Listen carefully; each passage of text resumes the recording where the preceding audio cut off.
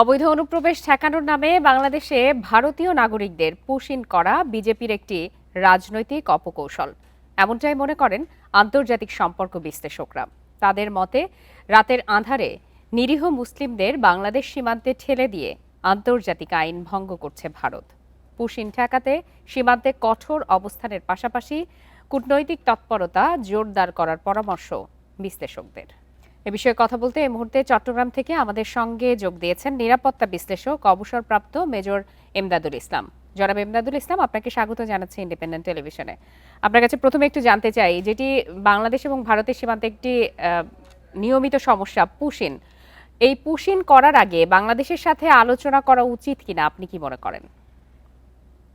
ধন্যবাদ। এটা আলোচনার বিষয় নয়, এটা হচ্ছে একেবারেই একটা অমানবিক এবং অন্যায় একটা, যদি এই ধরনের যে কাজগুলি মাঝে মধ্যে হয়ে থাকে, এখন সেটা আলোচনার মাধ্যমে পুশিন করবে এমন কোনো পরিস্থিতি দুটা দেশের মধ্যে হয় নাই, বা বাংলাদেশের এমন কোনো লোকজন ভারতে নাই যাদেরকে পুশিন করতে হবে বাংলাদেশে।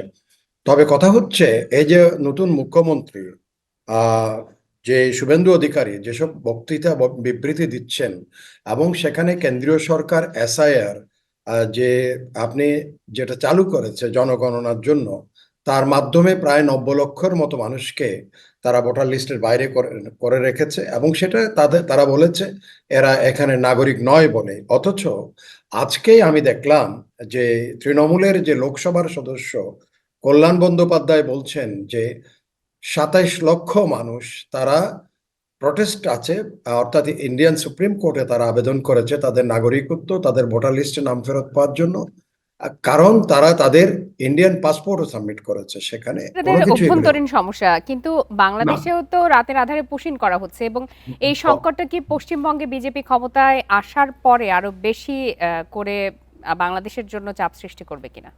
অভ্যন্তরীণ বিষয়টাই তো আমাদের উপরে, বাংলাদেশের উপরে চাপ সৃষ্টি বা বাংলাদেশে পুশিং করার একটা ক্ষেত্র প্রস্তুত করা। সেজন্য অভ্যন্তরে কি যাচ্ছে সেটাও আমাদের জানা উচিত।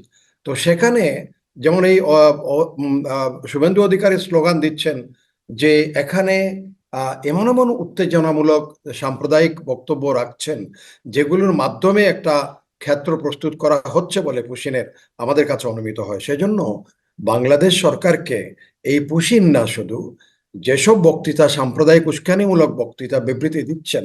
আমি একটা ডকুমেন্টারি দেখেছি, লেফট টু রাইট, এটা হয়তো বাংলাদেশের অনেকেই দেখেছেন, ভারতেই নির্মিত হয়েছে, এটা দিল্লিতে। সেখানে শুভেন্দু অধিকারী বলছেন যে বাংলাদেশের সাথে ইসরায়েল গাজাতে যা করেছে সেই ধরনের একটা পরিস্থিতি সৃষ্টি করা, এটা কিন্তু একেবারে সাংঘাতিক উস্কানিমূলক একটা।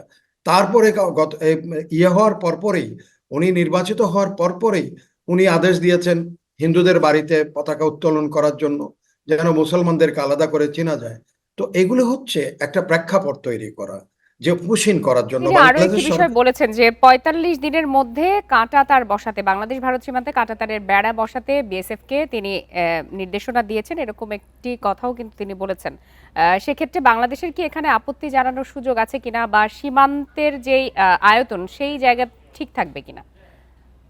না, সেখানে যদি তাদের অভ্যন্তরে আন্তর্জাতিক যে সীমারেখা আছে, তার বাইরে গিয়ে তাদের দেশের অভ্যন্তরে তারা প্রাচীর তুলুক, সেখানে কাঁটাতারের বেড়া দিক, যাই করুক, ইভেন কি কোনো কোনো একটা পর্যায়ে তাদের দেশের স্বরাষ্ট্রমন্ত্রী তো এই কথাও বলে ফেলেছেন যে বাংলাদেশ সীমান্তে কুমির সাপ ছাড়া হবে। এগুলি সব উস্কানিমূলক বক্তব্য।